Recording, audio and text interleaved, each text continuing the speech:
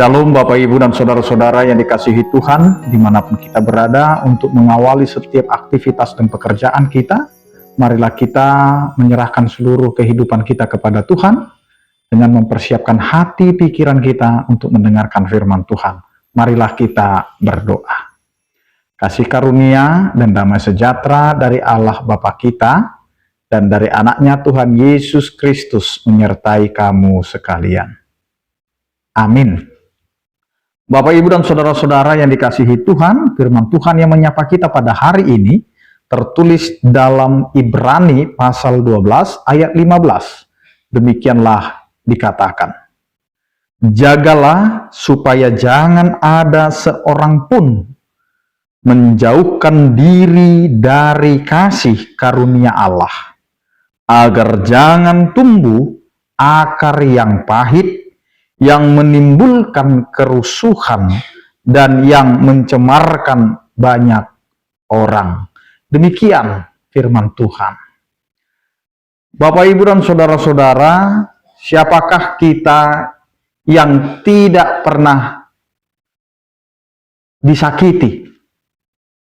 Atau siapakah kita yang pernah menyakiti?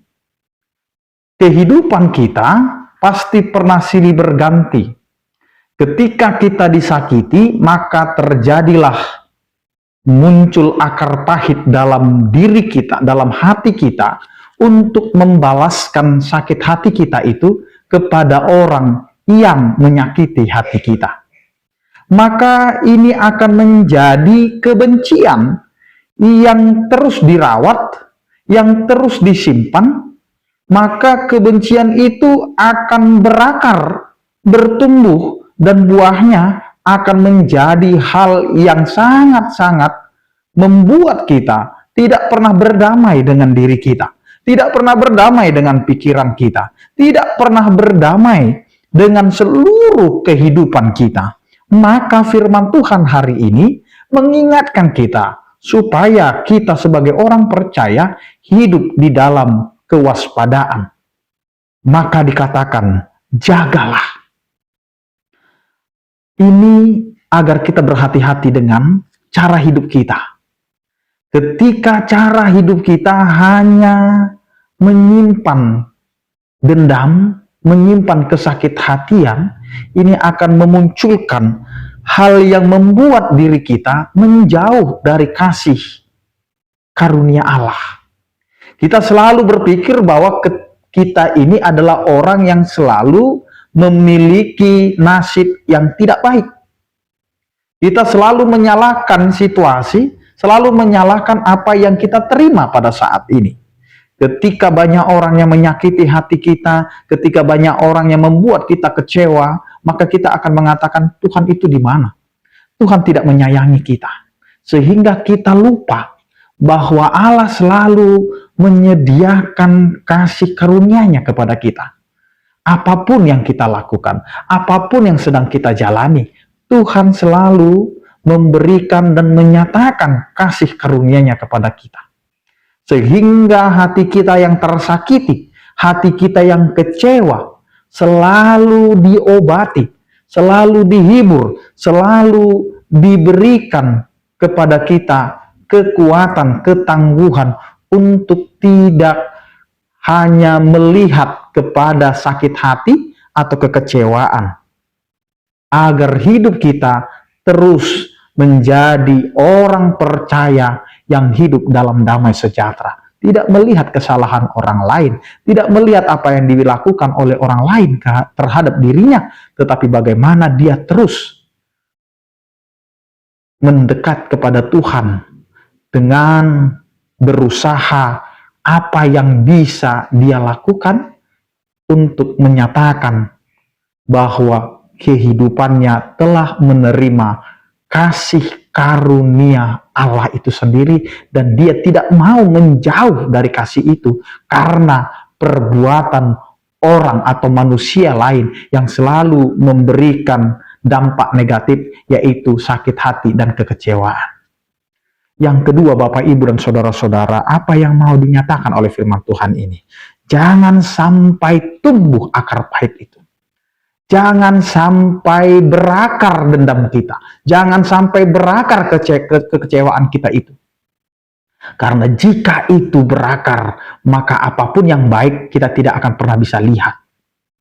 Karena kita sudah menyimpannya terlalu lama dan membiarkannya bertumbuh di dalam kehidupan kita, bahkan berakar sampai dengan berbuah. Hati-hati Bapak, Ibu, dan saudara-saudara.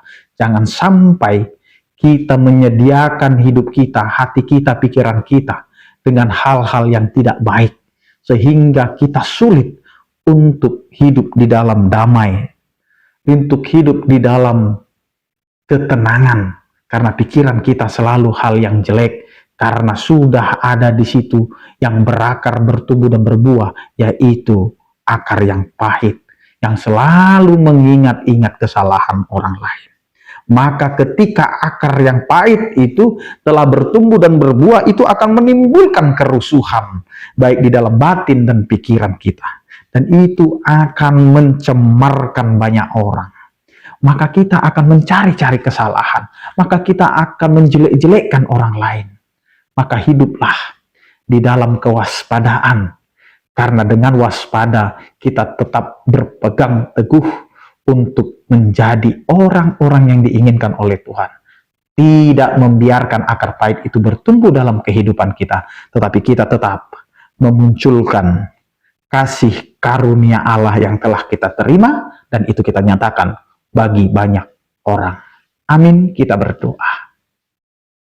Terima kasih Tuhan, Engkau telah mengingatkan kami agar apa yang diperbuat oleh orang lain kepada kami, jika itu membuat kami tersakiti, membuat kami tidak berdamai dengan diri kami, pikiran kami, hati kami, biarlah kami Engkau tuntun, Engkau kuatkan, agar kami teguh menjaga hati, pikiran kami, dan kehidupan kami, agar kami tetap waspada, berjaga-jaga, agar kami tidak jauh dari kasih karunia-Mu.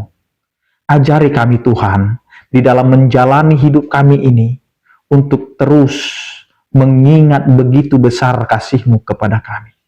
Jangan biarkan kami hidup di tengah-tengah keluarga kami, anak-anak kami, lingkungan kami, dan tempat pekerjaan kami, menyimpan kekecewaan, menyimpan kesakit hatian, sehingga kami akan terus hidup di dalam dendam untuk membalaskan semua yang dilakukan oleh orang lain kepada kami.